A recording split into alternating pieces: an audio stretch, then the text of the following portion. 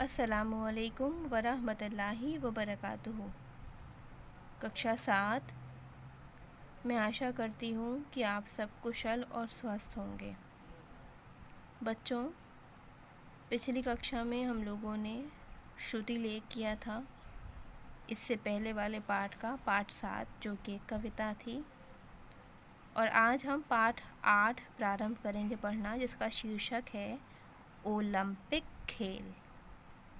तो ओलंपिक खेल के बारे में आप सब जानते हैं कि ये प्रत्येक 4 वर्ष बाद खेले जाते हैं और इसमें कई सारे देश मिलकर भाग लेते हैं, और किसी एक देश में ये खेल आयोजित होते हैं जहाँ सभी भागीदार देश जाकर वहाँ इसका हिस्सा बनते हैं।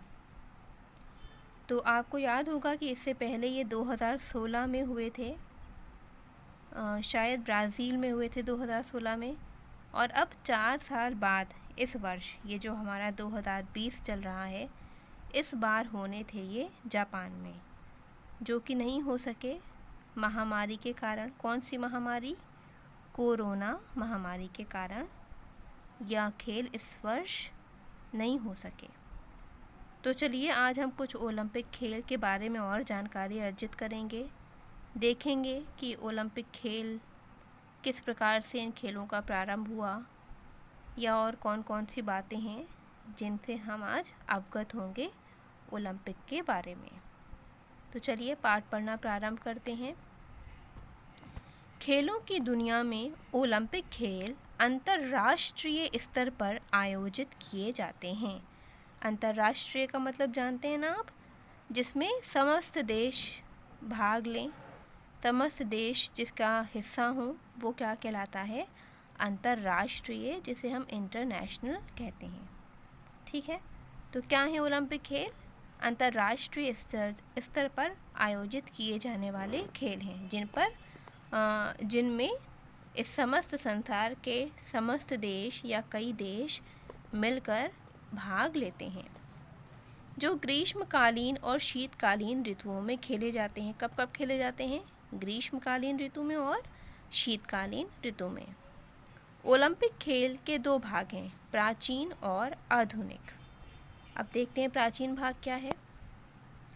प्राचीन ओलंपिक खेल ग्रीस में ओलंपिया में खेले जाते थे। प्राचीन क्या है कि ये सबसे मतलब कई वर्ष पहले ग्रीस में होता था और ओलंपिया नामक स्थान पर खेले जाते थे। इस विषय में कई कहानियाँ प्रचलित हैं कि ये खेल कब और कैसे आरंभ हुए। अधिक मान्यता इस कहानी को दी जाती है जिसमें हरक्लीज और उसके पिता ज्यूस को ओलंपिक का जन्मदाता कहा गया है। हरक्लीज ने अपने भाइयों को दौड़ में पराजित कर दिया था, जिसके कारण उसकी ताजपोशी जैतून की शाखाओं से की गई थी। हरक्लीज ने इन खेलों को ओलंपिक कहा और हर 4 वर्षों के बाद खेलों को आयोजित करने की परंपरा स्थापित की। ठीक है, तो हरक्लीज नामक व्यक्ति ने खेल में अपने भाइयों को पराजित किया, अर्थात हराया, और जहाँ से इन खेलों की प्रथा प्रारंभ हुई और कैसे हुई। इन खेलों को प्रत्येक 4 वर्ष बाद खेला जाने लगा। एक अन्य कहानी के अनुसार हरक्लीज ने जब ओलंपिक खेलों में 12 वर्ष पूरे किए तो उसने पिता ज्यूस के सम्मान के लिए ओलंपिक स्टेडियम बनवाया, जिसमें वह स्वयं सीधा 200 कदम चला। इस दूरी को स्टेज कहा, जो दूरी की इकाई मानी गई। ठीक है, क्या हुआ कि एक कहानी ये भी मानते हैं ओलंपिक के बारे में कि हरक्लीज जब अपने खेलों में ओलंपिक खेलों में 12 वर्ष पूरे कर लिए उसने, तो उसने क्या किया, अपने पिता के सम्मान के लिए एक स्टेडियम बनवाया, और जिसमें वो खुद कितने कदम सीधे चला? 200 कदम सीधा चला, और उस दूरी को क्या कहा गया? उस दूरी को स्टेज कहा गया। एक और प्रचलित विश्वास के अनुसार प्राचीन ओलंपिक 776 ईसा पूर्व शुरू हुए, जब कोरोबस पहला ओलंपिक चैंपियन बना था। ये भी मानते हैं कि 776 ईसा पूर्व ओलंपिक प्रारंभ हुए थे। इस विषय में ग्रीस में लेख मिले हैं। तब से प्रत्येक 4 वर्षों के बाद ओलंपिक खेल आयोजित किए जाते थे। धीरे धीरे इन खेलों का महत्व गिरने लगा क्योंकि रोम वासियों ने शक्ति प्राप्त कर ग्रीस में अपना प्रभाव जमा लिया था। रोम के राजा थियोडोसिस प्रथम ने इन खेलों को 393 ईसा पूर्व में बंद करा दिया और ईसाई धर्म को राज्य का धर्म मानकर उसके विरुद्ध कार्य रोक दिए। मतलब ईसाई धर्म को क्या माना? राज्य का धर्म माना और क्या करा? उसके विरुद्ध जो भी काम होते थे उन सबको बंद कर दिया। उसमें से एक काम ये भी था क्या? ओलंपिक खेल। इस विषय में भी मतभेद हैं क्योंकि 384 ईसा पूर्व में ओलंपिक उत्सव मनाए जाने के प्रमाण मिले हैं। मतलब ये कह रहे हैं कि इस बात में मतभेद है क्योंकि ये तो कह रहे थे कि 393 में बंद करा दिया था, लेकिन 384 ईसा पूर्व ओलंपिक उत्सव मनाए जाने के प्रमाण मिले हैं। इसलिए ये बात पूर्णतः सत्य नहीं है कि 393 ईसा पूर्व में ओलंपिक खेल बंद हुए थे या नहीं हुए थे। लेकिन यह निश्चित है कि इसके बाद लगभग 1500 वर्षों तक खेल नहीं हुए।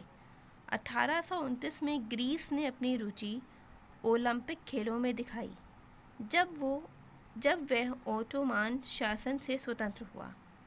एक धनी ग्रीस जेपास ने ओलंपिक खेलों को पुनर्जीवित किया और पैनाथेनियन स्टेडियम का पुनरुद्धार किया, जिसके कारण 1870 और 1875 में खेलों का आयोजन किया गया।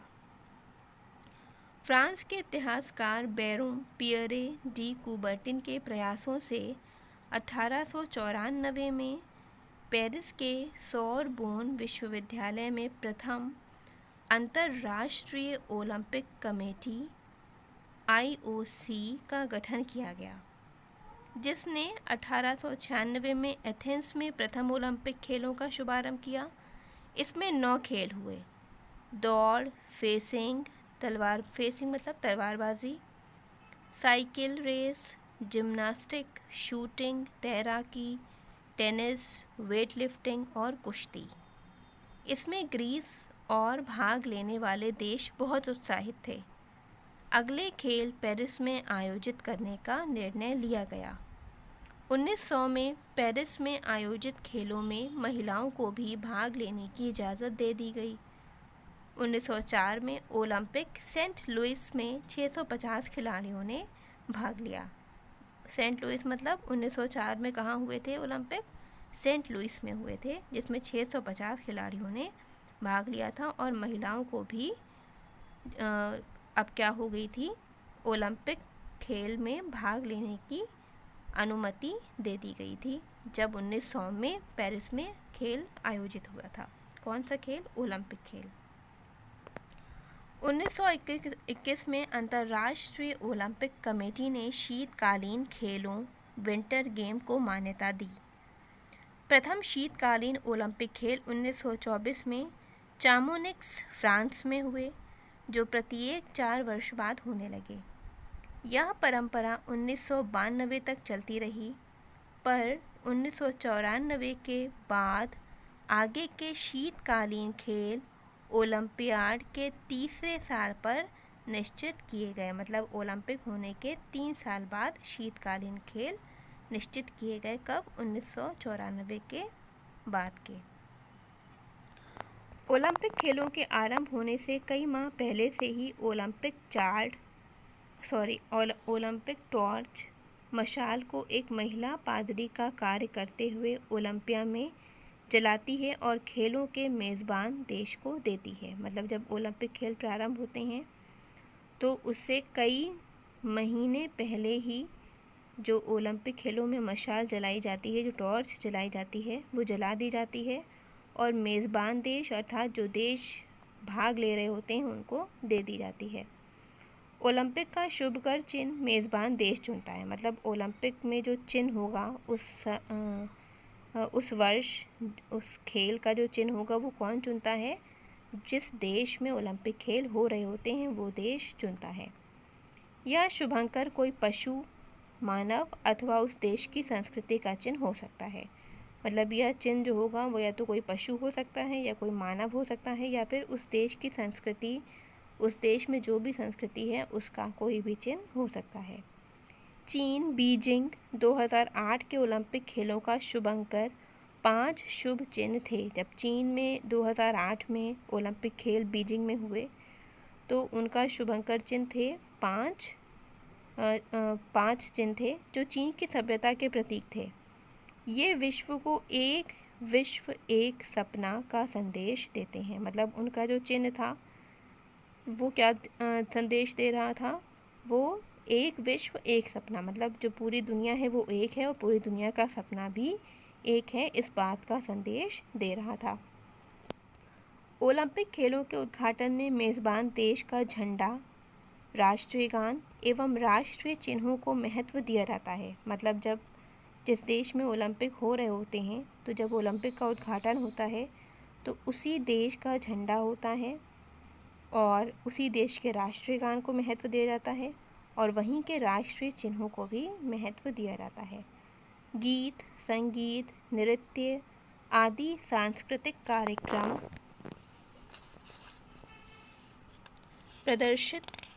गीत, संगीत, नृत्य आदि सांस्कृतिक कार्यक्रम प्रदर्शित किए जाते हैं। इसके बाद खिलाड़ी अपने दल और अपने देश के झंडे के साथ परेड में भाग लेते हैं।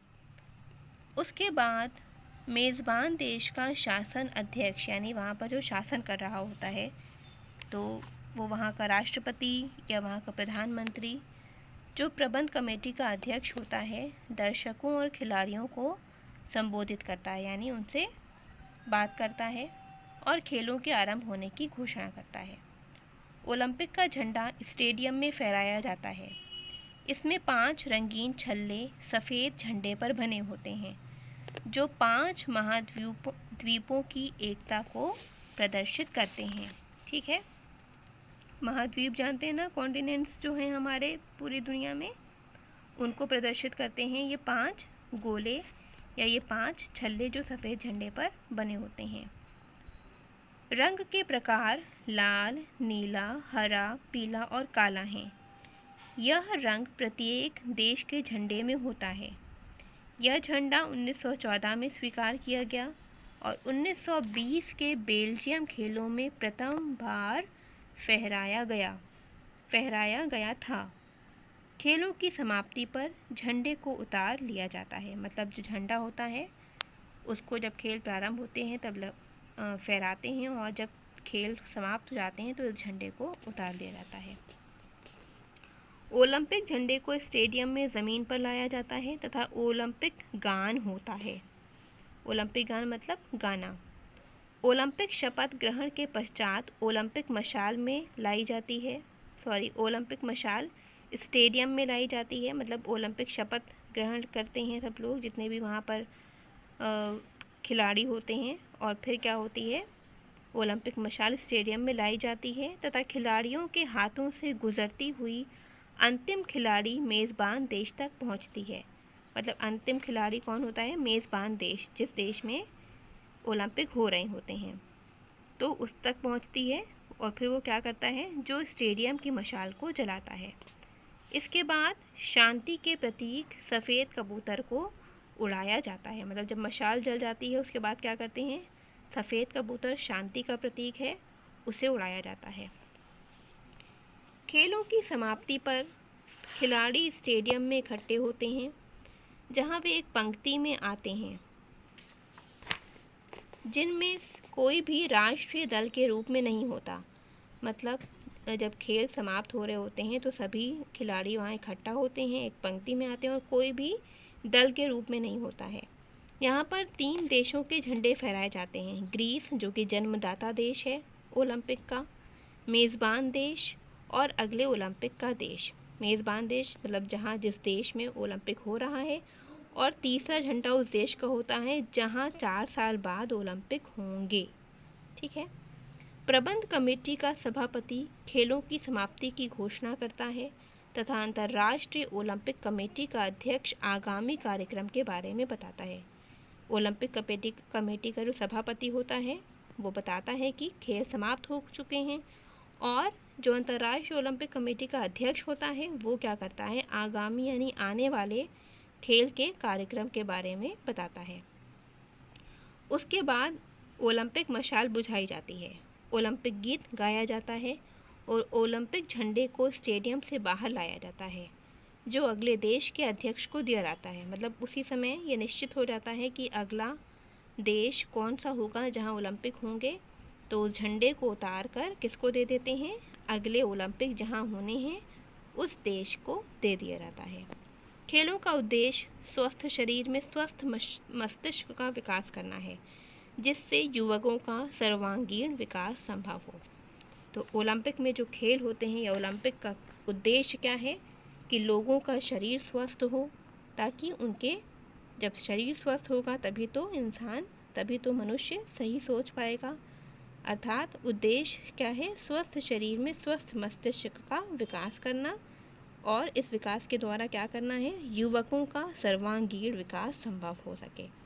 मतलब इस खेल के द्वारा स्वस्थ मस्तिष्क स्वस्थ हो, शरीर स्वस्थ हो, और जब शरीर और मस्तिष्क स्वस्थ होगा तभी क्या होगा, हमारा विकास सही से उचित प्रकार से संभव है।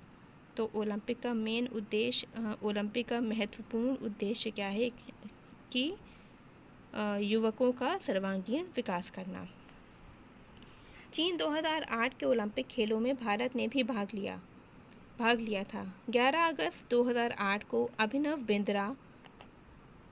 बिंद्रा ने पुरुष वर्ग की हवाई राइफल निशानेबाजी में स्वर्ण पदक जीता, जो इस वर्ग में भारत के लिए पहला स्वर्ण पदक था। अभिनव बिंद्रा ने जीता था 2008 में, और किस में जीता था, हवाई राइफल निशानेबाजी में स्वर्ण पदक जीता था, जो कि भारत का पहला स्वर्ण पदक था।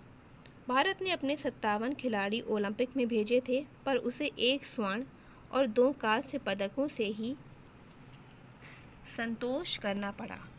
कांस्य पदक सुशील कुमार को कुश्ती में और वीरेंद्र कुमार को बॉक्सिंग में प्राप्त हुआ। 2012 के लंदन ओलंपिक में भारत का 55वां स्थान रहा। भारत की ओर से सबसे ज़्यादा 81 एथलीटों ने इस ओलंपिक में भाग लिया। भारत को कुल 6 पदक मिले। रजत पदक सुशील कुमार को कुश्ती में, कांस्य पदक योगेश्वर दत्त को कुश्ती में, कांस्य पदक गगन नारंग को एयर राइफल शूटिंग में, रजत पदक विजय कुमार को रैपिड फायर पिस्टल स्पर्धा में, कांस्य पदक साइना नेहवाल को महिला बैडमिंटन एकल स्पर्धा में, और कांस्य पदक MC मैरी कॉम को महिला मुक्केबाजी प्रतियोगिता में मिला। तो इस प्रकार से जो भारत था उसका 55वां स्थान रहा, और यहाँ पर 6 लोगों को पदक मिले। 2016 में ब्राज़ील के रियो डी जेनेरियो शहर में होने वाले ओलंपिक खेलों में 118 भारतीय खिलाड़ियों ने भाग लिया, परंतु भारत को केवल 2 पदक ही मिले। 118 ने भाग लिया था, लेकिन पदक कितने को मिले थे, 2 लोगों को। कांस्य पदक साक्षी मलिक को महिलाओं की 58 किलोग्राम फ्री स्टाइल कुश्ती प्रतियोगिता में, और रजत पदक PV सिंधु को महिला एकल बैडमिंटन प्रतियोगिता में प्राप्त हुआ। आशा है 2020 में टोक्यो जापान में होने वाले ओलंपिक खेलों में भारतीय खिलाड़ी अच्छा प्रदर्शन करेंगे और भारत के लिए ढेर सारे पदक जीतेंगे। ठीक है, तो देखिए 2020 में जापान में होने वाले थे जो कि नहीं हो सके, और अब देखिए कि किस प्रकार से जो ये ओलंपिक खेल हैं इनका उद्देश्य क्या है। इनका उद्देश्य है लोगों को स्वस्थ करना, उनका शरीर स्वस्थ हो, उनका मस्तिष्क स्वस्थ हो, क्योंकि जब युवकों का शरीर और शरीर स्वस्थ होगा, मस्तिष्क स्वस्थ होगा, तभी वे अपना सर्वांगीण विकास कर पाएंगे। तो इस प्रकार ये जो आपका पाठ था ओलंपिक खेल यहाँ पर समाप्त होता है और अगली कक्षा में हम लोग इसके मौखिक प्रश्न और पुस्तक में जो भी अभ्यास कार्य है वो करेंगे। तो इसका अध्ययन आप स्वयं भी कीजिएगा, इसको पढ़िएगा अच्छी से और पढ़ करके इस पाठ के जो भी कठिन शब्द मैं आपको करवाऊंगी, आपके जो कठिन शब्द आप करते हैं उत्तर पुस्तिका में वो मैं आपको करवाऊंगी। आप इसको स्वयं एक बार पाठ को अच्छे से पढ़ें और अगली कक्षा में हम लोग इसका पुस्तकीय कार्य करेंगे। स्वस्थ रहिए, कुशल रहिए, अध्ययन करते रहिए। अस्सलामु अलैकुम वरहमतुल्लाहि वबरकातुहू।